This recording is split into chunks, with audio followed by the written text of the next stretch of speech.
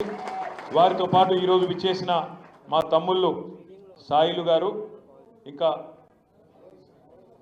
మహేష్ గారు, రమేష్ గారు, విశాల్ గారు, పేరు పేరున వారితో పాటు ఇంకా ఒక 24 మంది రైతులు కూడా విడుదలైనారు.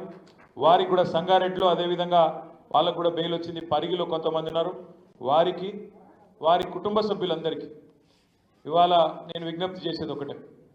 ఈరోజు మనందరం కూడా చూస్తున్నది, ఇక్కడ మనందరం కూడా గమనిస్తున్నది, న్యాయం కోసం ధర్మం కోసం జరిగిన ఈ పోరాటంలో ఎట్లా కొడంగల్ ప్రజలు ఒక నియంత మీద గెలిచినరో దాని సందర్భము, దాని శుభ సందర్భం ఇది అనే మాట నేను విజ్ఞప్తి చేస్తా ఉన్నాను. ఇది మీ విజయం, ఇది కొడంగల్ ప్రజల విజయం, ఇది కొడంగల్ రైతుల విజయం, కొడంగల్లోని బీఆర్ఎస్ నాయకులు, బీఆర్ఎస్ కార్యకర్తల విజయం అనే మాట నేను మీకు విజ్ఞప్తి చేస్తా ఉన్నాను.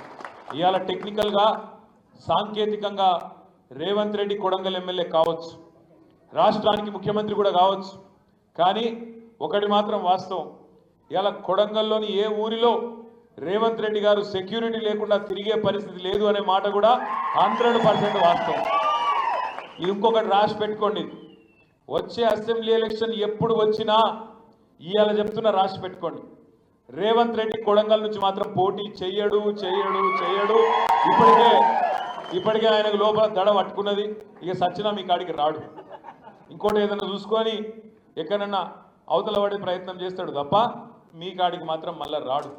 ఎందుకంటే ఆయనకు తెలుసు, వస్తే లగచర్లలో గిరిజనులు ఓట్ల కోసం వస్తే గుత్పలు పట్టుకొని తయారుంటారనే విషయము ఆయనకి ఎరికే.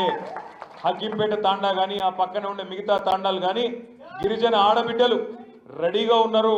మరి మళ్ళొక్కసారి సేవలాల్ మహారాజును యాద్ చేసుకొని, తాను నాయక్ను యాద్ చేసుకొని పోరాటానికి సిద్ధంగా ఉన్నారనే విషయం రేవంత్ రెడ్డి కూడా తెలుసు. కానీ ఆరిపోయే దీపానికి వెలుగు ఎక్కువ అంటారు. ఇక వచ్చిండే లేదో ఆయన పదవిలోకి ఆ చిట్టినాయుడు ఇక ఆగుతలేడు అసలుకి, ఏదో పెద్ద రాజుని అయిపోయినట్టు ఆయన ఏదో ఇక శాశ్వతంగా ఆయననే ఇక ఈ సామ్రాజ్యానికి అధిపతి అన్నట్టు. ఎవరు నచ్చకపోతే వాళ్ళ మీద కేసు పెడతా, జైల్లో నూకుతా. ఎందుకు పెట్టినావు కేసు కొడంగల్ రైతుల మీద? మా భూమి మేము ఇయ్యం, మా భూమిని మేమే కాపాడుకుంటాం, మాకు ఇక్కడ నీ పరిశ్రమలద్దు, నువ్వద్దు అన్న పాపానికి జైల్లో పెడతావా? ఏమైంది? 9-10 నెలలు వాళ్ళు మొత్తుకున్నా పట్టించుకోలేను, వాళ్ళు దరఖాస్తులు పెడితే కనికరించలే, నువ్వు పట్టించుకోలే, నీ అప్రకటిత ఎమ్మెల్యే తిరుపతి రెడ్డి కూడా పట్టించుకోలే, కొడంగల్ అప్రకటిత ఎమ్మెల్యే ఆయన కూడా దిక్కలే. 9 నెలలు మీరు అడిగినరు, దరఖాస్తులు పెట్టినరు, దండం పెట్టినరు, మా భూమి మేము ఇయ్యమన్నారు. పట్టించుకున్నాడు ఎవడన్నా? ఎవడు పట్టించుకోలే. ఆఖరికి ఏమైంది? వీళ్ళు పట్టించుకోక అన్నదమ్ములు రాష్ట్రాన్ని దోచుకునే పనిలో బిజీగా పడ్డారు. ఈ లోపల ఆయన ప్రజాభిప్రాయ సేకరణ, బహిరంగ విచారణ అని అధికారులు వచ్చారు.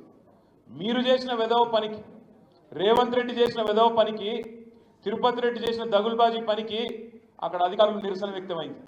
అధికారులు వస్తే వాళ్ళ ముఖంలో రేవంత్ రెడ్డి కనబడ్డాడు కాబట్టి ఎలగొట్టిండ్రు, నిరసన చెప్పారు.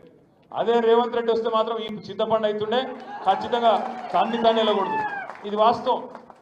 కానీ ఇది ఏది అర్థం చేసుకోకుండా నేను జైల్లో పెడతా, నా ఇజ్జత్ పోయింది, నా సొంత నియోజకవర్గంలోనే నా మీద తిరగబడతారా, మీరు ఎంతటోళ్ళు, ఆ భూములలో తొండలు గుడ్లు పెట్టాయి అని నేను అడుగుతున్నా. రేవంత్ రెడ్డి గారు, తొండలు గుడ్లు పెట్టాయి అంటున్నావు కదా, ఒక పని చేయి, పరిశ్రమలు అంటున్నావు కదా, నువ్వు పుట్టింది కొడంగల్ల కాదు, నువ్వు చెప్తావు కదా ఎప్పుడు నేను పుట్టింది నల్లమల్ల, పులులను చూసినా, సింహాలను చూసినా, తోడేళ్ళను చూసినా అని చెప్తుంటాడు కదా కథలు.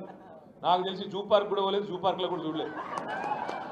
కానీ ఏదో పులి, సింహం, తోడేళ్ళని బిల్డప్, నేను నల్లమల్ల పుట్టినా అని చెప్తాడు. నేను ఒకటే చెప్తున్నా, పిల్లిని కూడా చూసిండు, అది కూడా డౌట్ నాకైతే. నేను ఒకటే చెప్తున్నా, నీకు అంతగానం ప్రేమ ఉంటే రేవంత్ రెడ్డి, నువ్వు పుట్టింది కొడంగల్ కాదు, పెరిగింది కొడంగల్ కాదు, నువ్వు పుట్టింది అక్కడెక్కడో